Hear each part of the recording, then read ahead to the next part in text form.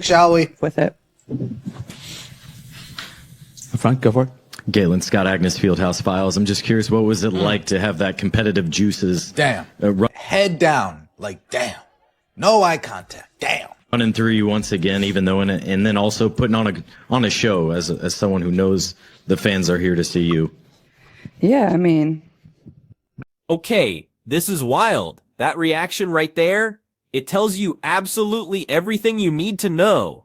Just watch her face the moment she realizes who's asking the question. That's not just surprise. That's instant recognition, immediately followed by this palpable, visible discomfort. You see the smile disappear, the eye contact drop, the entire energy in the room shifts completely. And who is this person? This is Scott Agnes from Fieldhouse Files, a beat reporter who's been covering the Indiana Fever all season. But here's the kicker. Caitlin Clark clearly, absolutely does not want him there. Shall we? I'm Caroline Collins from Visit St. Pete Clearwater over here. Hi, great job out there. Damn! Look at that. Look at Look at that smile. Laying up like a Christmas tree. Today, just wanted to ask you if you and your teammates got to do anything fun in the St. Pete Clearwater. Look at that, dude. The whole entire time this woman's asking the question, Caitlin Clark's making perfect eye contact with her.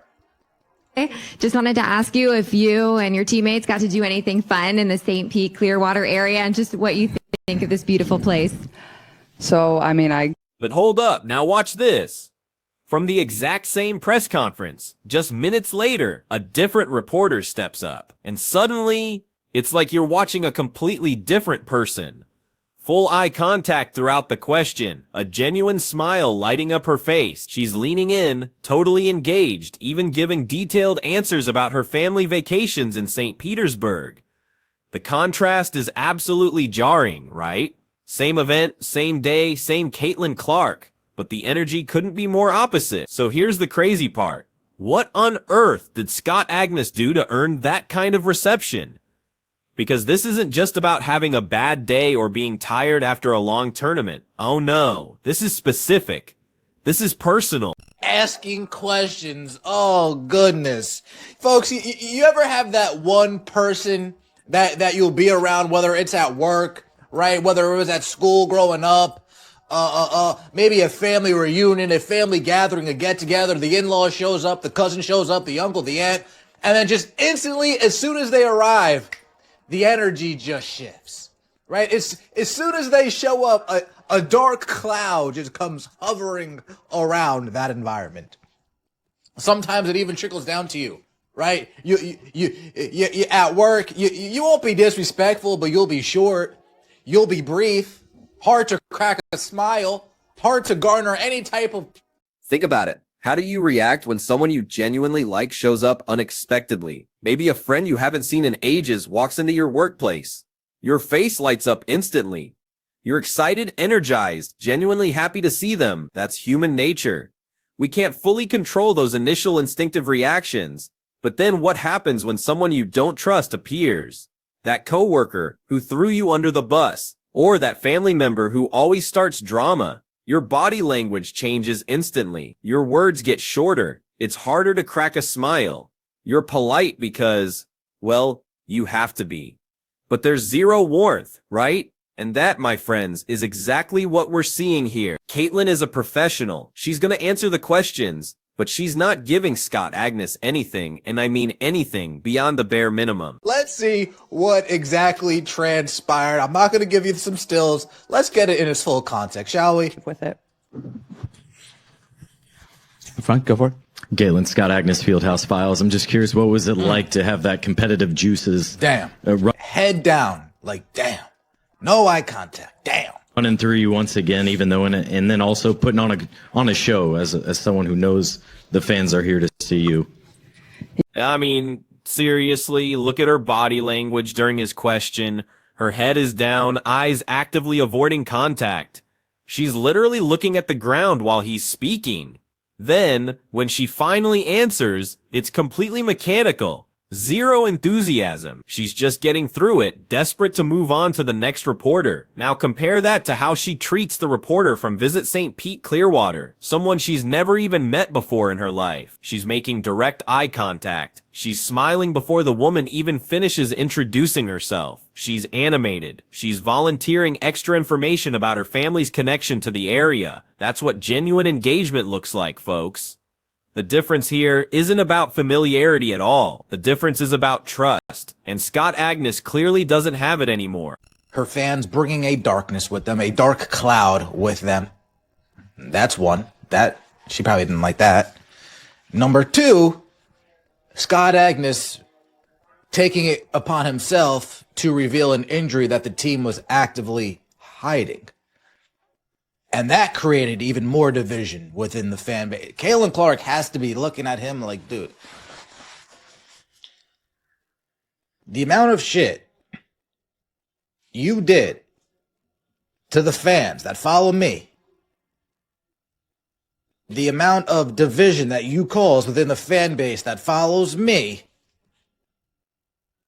I'm going to have to let you feel it a little bit, Scott. You're not getting any cosigns out of me. You don't think Caitlin Clark knows who a Fieldhouse Files is? So what happened? Why does one of the WNBA's biggest stars treat a beat reporter who's covered her team all season like he's radioactive? Well, two incidents immediately stand out, and both of them ignited massive controversy within the Fever fan base. First up, back in July 2024, Scott Agnes published an article where he flat out called Caitlin Clark's fans the dark side. Not some fans, not a subset of problematic accounts. He characterized the entire wave of new support Caitlin brought to the WNBA as a dark cloud bringing negativity to the league. Now just think about that from her perspective. You're a rookie who just shattered attendance records, brought unprecedented viewership to women's basketball, and generated more mainstream attention for the WNBA than any player since maybe Diana Taurasi, and the reporter covering your team is publicly trashing your fan base. That's not just analysis, that's not constructive criticism, that's actively alienating the very people who show up to games, buy jerseys, and support the league financially. Caitlin is smart enough to know that kind of narrative absolutely crushes her brand and divides the community around her team. Shall we? Lynn, I'm Caroline Collins from Visit St. Pete Clearwater over here. Hi, great job out there. Damn! Look at that! Look at that smile! Laying up like a Christmas tree. Today, just wanted to ask you if you and your teammates got to do anything fun in the St. Pete Clearwater. Look at that, dude. The whole entire time this woman's asking the question, Caitlin Clark's making perfect eye contact with her. Just wanted to ask you if you and your teammates got to do anything fun in the St. Pete Clearwater area and just what you think of this beautiful place.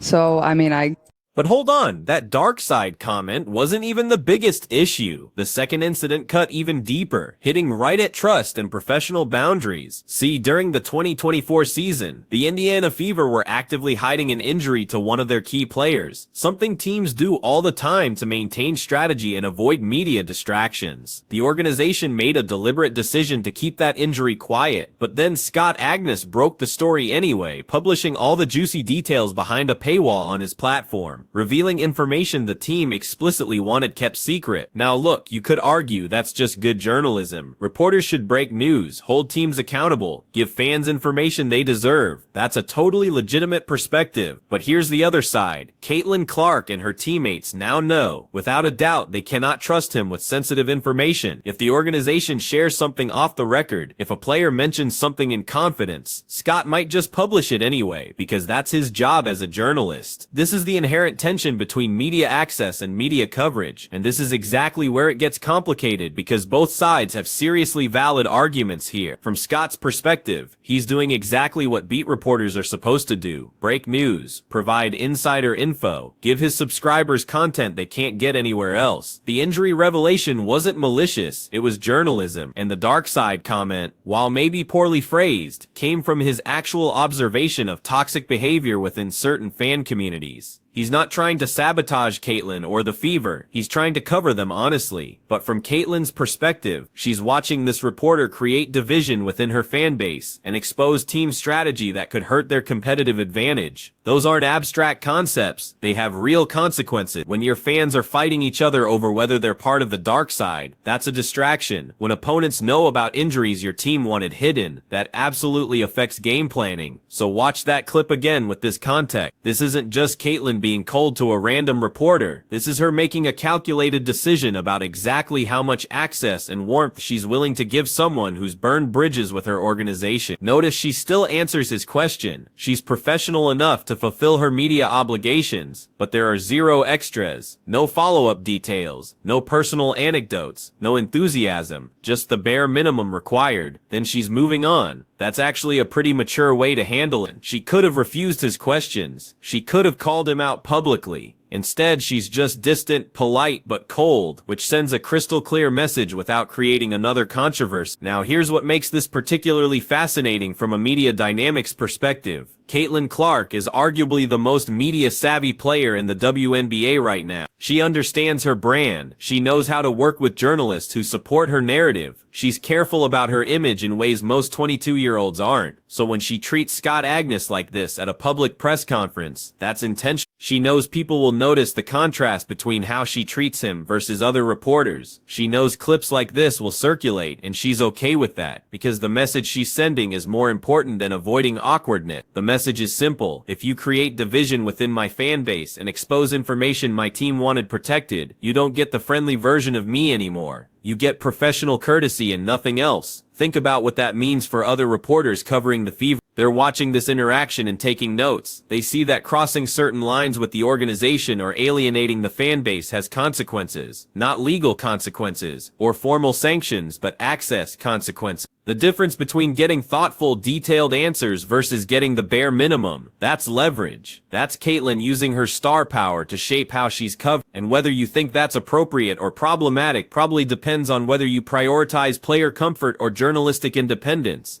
Scott Agnes is in an impossible position now. He can't stop covering the Fever. That's his job. That's his platform's focus. But his relationship with the team's biggest star is clearly damaged, maybe irreparably. Every press conference is going to have this tension. Every interview request is going to get the cold shoulder. That makes his job significantly harder. But here's the thing.